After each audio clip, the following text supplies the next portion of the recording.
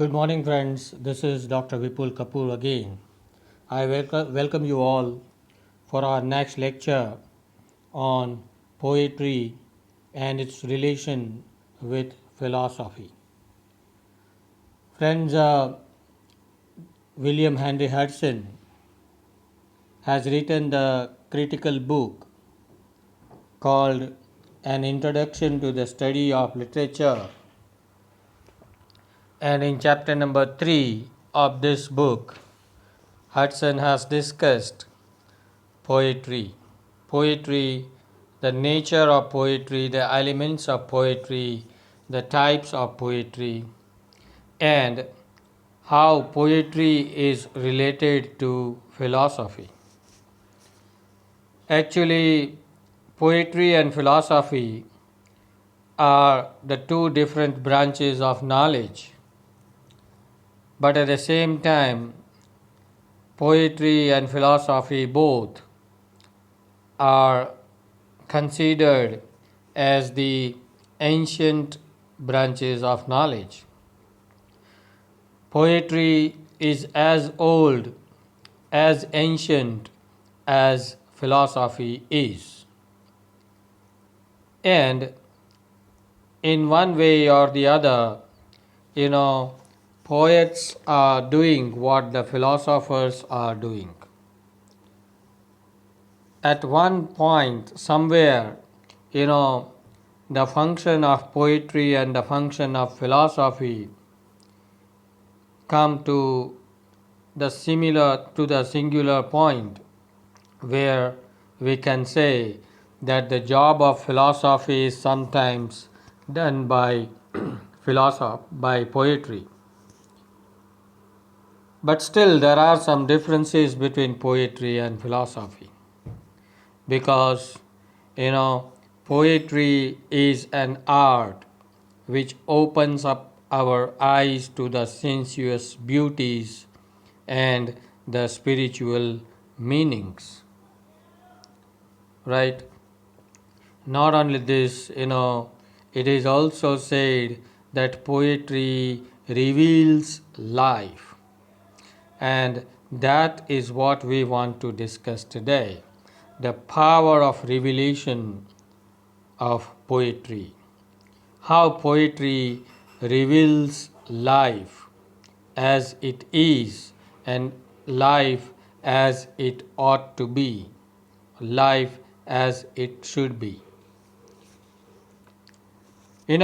The relations of poetry to life is very unique since the beginning. Poetry is an art which cultivates all our faculties, whether it is a faculty of mind or it is a faculty of heart. It affects our outward as well as our inward personality as a whole.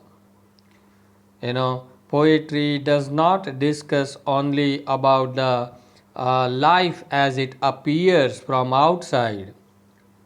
It also at the same time discusses and expresses the life from inside. So you can say that poetry has both these functions to reveal, to express the inner life of mankind and the outward life of mankind. It appeals to our intellectual intellect as well as our emotions.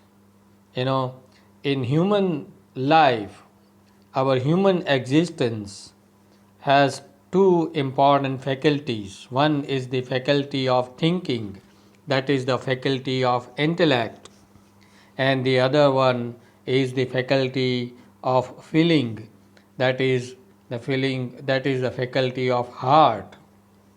And poetry is an art which appeals both our faculties of thinking and the faculty of feeling. Okay, it appeals our it appeals our intellectualism as well as our emotionalism. Poetry reveals our power at every stage and in every phase of life. With the help of poetry, we can remove our blindness to the world of human experience and of nature, of human nature. Sometimes we are blinded to some people. I'm not talking about the physical, literal blindness, but sometimes we cannot see the reality, or sometimes we cannot understand the deeper meaning of human nature, of human existence, of human life. In such cases, it is poetry which helps us to understand life in a better way, to understand the complexities of human nature, to understand the deeper meanings of our human existence. So, the basic function of poetry, you can say, is to enlighten the people. It enlightens us. And not only that, poetry enhances our knowledge about the world, about the societies, about the cultures, and about human life. Poetry makes us aware. It imparts us some knowledge about the world. So the task of poetry is very serious and important, because poetry delights the reader. Fine. Poetry imparts pleasure to the readers. Fine. But only delighting and giving pleasure is not the only function of poetry. More than that, poetry has a very serious job to do in the society. It has the power to change the whole society, to change the whole nation, to change and shape the mind of the people. Okay, so it has a serious job to do. Why and how it is done? It is done by the poets, because great poets have that divine vision to see beneath the things. Beneath means under. Some ideas are hidden. In some cases, when we see the things, we see it apparently, or we see it from outside. But the poets are such great philosophers who can see beneath the things, beneath the ideas. And this is done by the poets through their divine vision.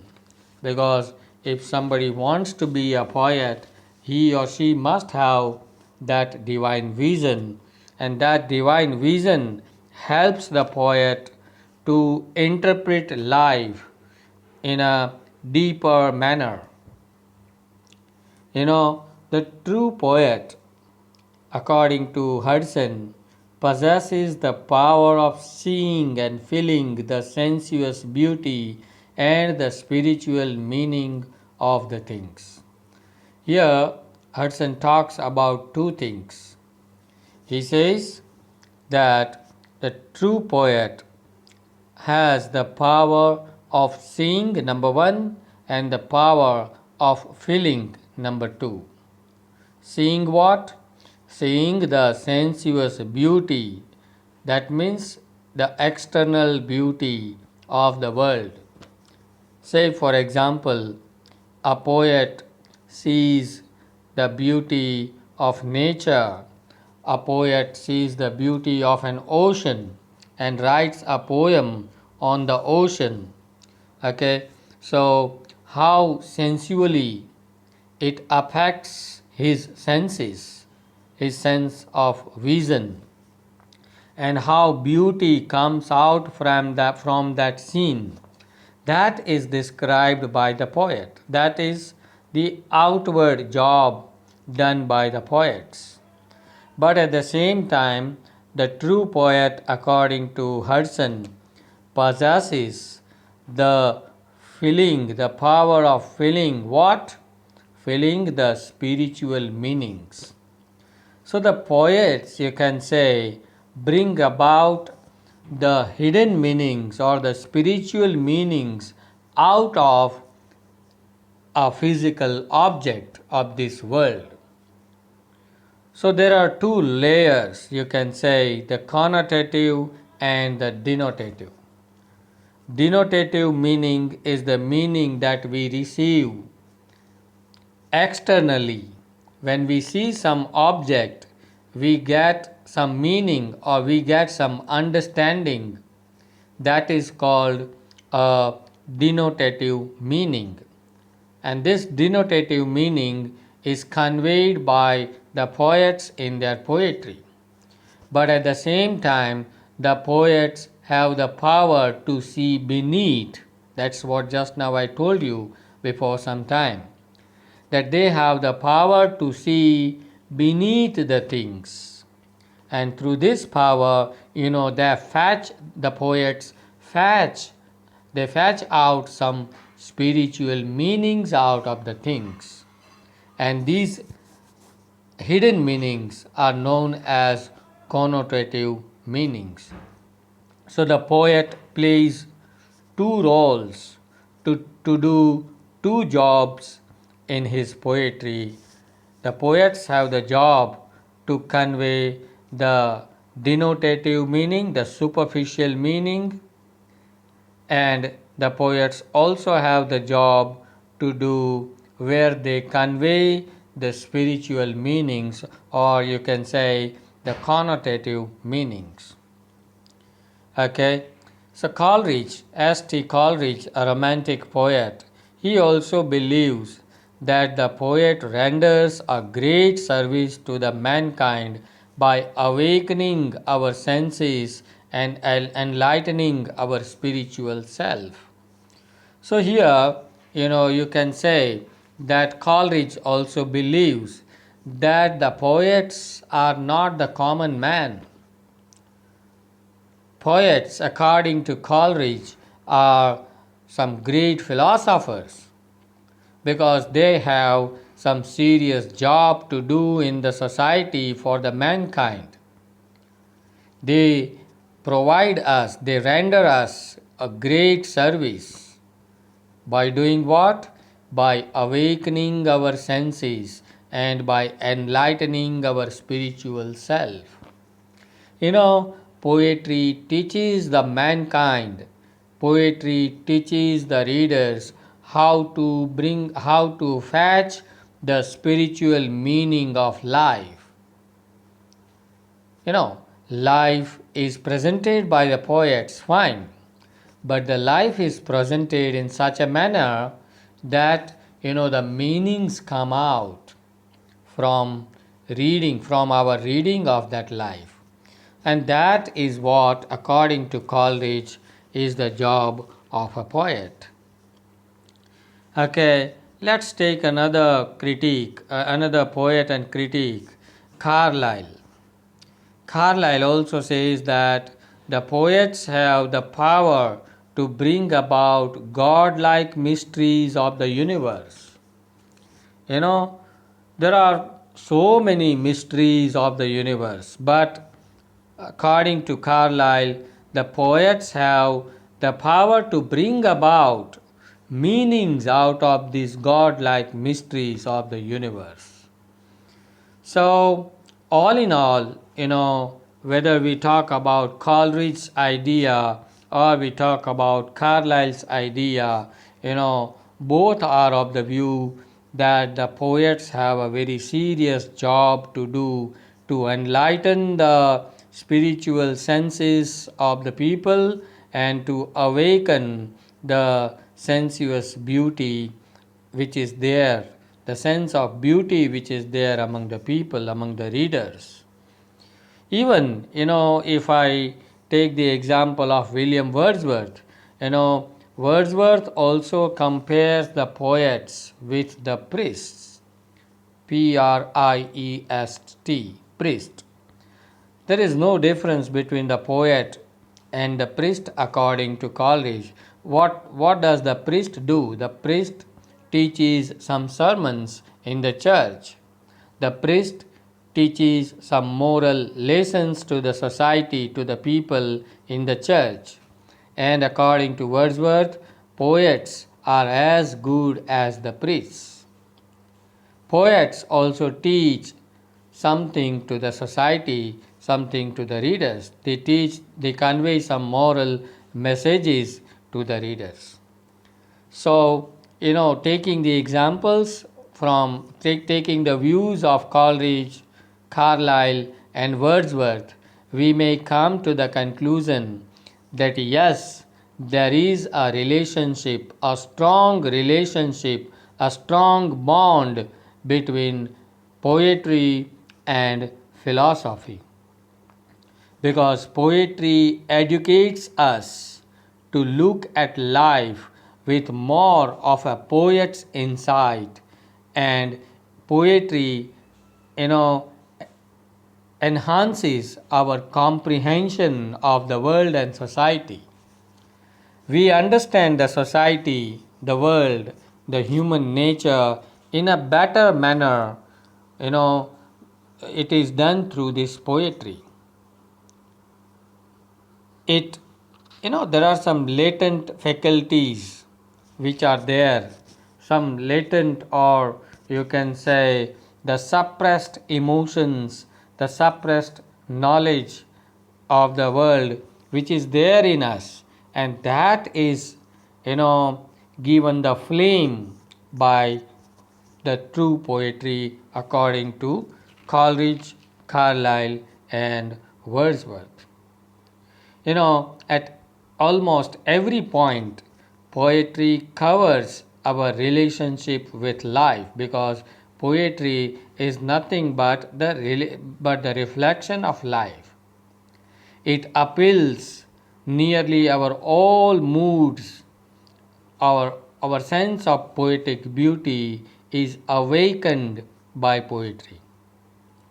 The poetry touches the things with the charm which in itself, is a beautiful thing.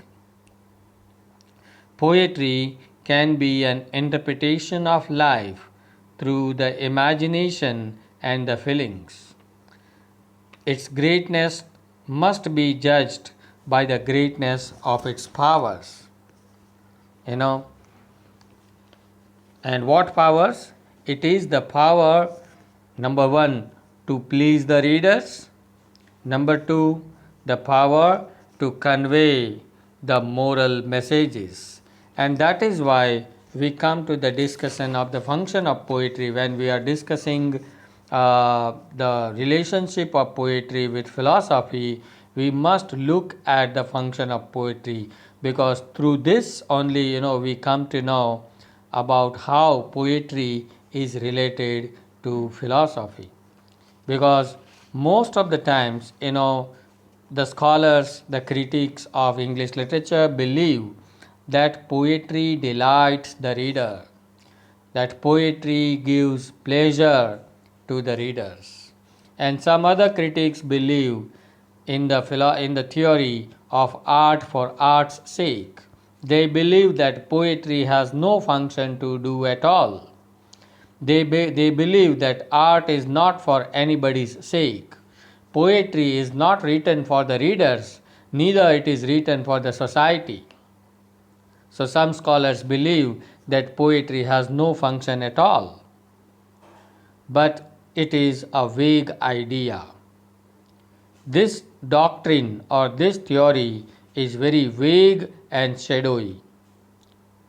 So, to understand it in a better manner, we must say that to teach is also an important function of poetry. To bring about moral awareness among the people in the society is also an important function of any serious poetry. let me recollect the views given by Matthew Arnold. Matthew Arnold has also said that poetry at bottom is a criticism of life. I repeat it again. Matthew Arnold says that poetry at bottom is the criticism of life. So, what does the poet do? The poet observes the society and he tries to present his own comments, his own criticism on life in his literature, in his poetry. Okay, so poet's job is very serious. Let me give you another example from a very famous poet Omar Khayyam. Omar Khayyam also said that let us make up in the tavern for the time we have wasted in the mosque. Here he says that what the religion cannot do, poetry can. The job which is not done even by the mosques or the temples, that job is very well done by the art of writing poetry. And that's why he says, let's make up in the tavern for the time we have wasted in the mosque. He says that the people waste their time going to the mosque and praying to God, going to the temples and praying to God. On the other hand, what we should do is let's go and sit in the tavern and let's talk about poetry, because poetry is something, which does what religion sometimes cannot do. So, taking this example of Omar Khayyam, also we can say that poetry is a very serious branch of knowledge. It is also said that a poetry of revolt against moral ideas is a poetry of revolt against life. That means what? The poetry which does not convey the moral ideas, which does not express the moral values, then that poetry is not a poetry at all. That poetry is against the life itself. Coleridge, again let me come back to Coleridge, and Coleridge also said that no man was ever a great poet without being at the same time a profound philosopher. So according to Coleridge, every great poet must be at the same time a profound philosopher. Emerson, again another thinker and a critic of English literature, he also believes that the great poets are judged by the frame of mind they induce. What kind of thinking attitude the poets have, that decides whether they are great poets or not. If the poets are having the serious bent of mind, you may consider those poets as the great poets.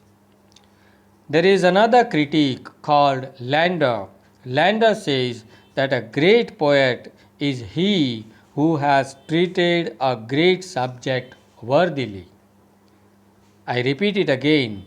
A great poet is one who has treated a great subject worthily. So, here Landor goes one step ahead and he says that the poets are not only supposed to talk about the great subjects in poetry, but at the same time these great thoughts, these great subjects, these great ideas must also be treated in a great manner, in a worthy manner. And such poets are considered the great poets, and such poetry is considered the great poetry. Robert Browning, a 19th century poet, he also is of the opinion that philosophy should be conveyed through poetry. Browning, a very well-known poet of the Victorian era of English literature, he also says that poetry and philosophy cannot be separated from each other, because philosophy, according to him, must be conveyed in serious art, in serious poetry. So, at the end of this lecture, we can say that a poet's greatness ultimately depends upon the greatness of his subject matter. How serious subject matter is taken up by the poet, that decides whether that poetry is great or not. The power of thought which is presented by the poets, that decides whether that poetry is great or not. And the moral strength and the moral influences which it exercises upon the society, that decides whether that poetry is great or not. You know, Walter Pater, another important critic of the Victorian era, Walter Pater also says that the greatness of literary art depends on the quality of the matter it informs and it controls. I repeat it again. He says that the greatness of literary art depends on the quality of the matter it informs and controls. So, Walter Pater also talks about the quality of the matter. What kind of a quality subject is taken up by the poet, that makes it a great work of art. So, in short, we can say that poetry, in the real sense of the word, serious poetry has a serious job in the society to do. Serious poetry has the power to bring about changes in the mind of the people, in the hearts of the people, and in the nation as a whole.